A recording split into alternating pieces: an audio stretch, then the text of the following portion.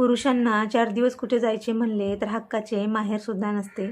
पुरुषांना 4 दिवस कुठे जायचे म्हणलं तर हक्काचे माहेरसुद्धा नसते. जन्मापासून शेवटपर्यंत एकाच घरात राहावे लागते.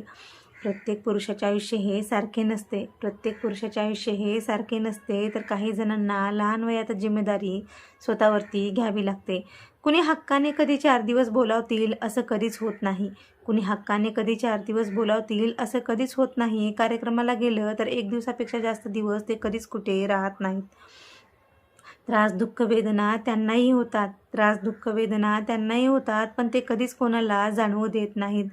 एकांतात रडल्याशिवाय मात्र ते कधीच राहत नाहीत. त्यांचे ऐकणारे कमी व त्यांना दुःख सांगणारे त्यांच्या अवतीभोवती खूप जण असतात. त्यांचं ऐकणारे कमी व त्यांना दुःख सांगणारे त्यांच्या अवतीभोवती खूप जण असतात.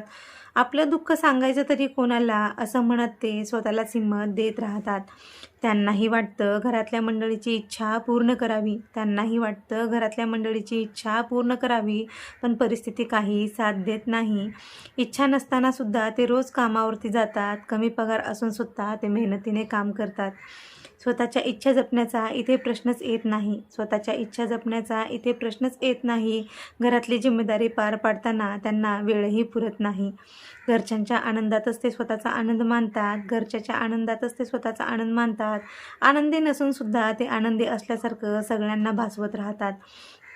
रोजच्या धावपळीतून त्यांना एक दिवससुद्धा सुट्टी मिळत नाही. रोजच्या धावपळीतून त्यांना एक दिवससुद्धा सुट्टी मिळत नाही. सुट्टी दिवशीसुद्धा त्यांना स्वतःला वेळ नाही.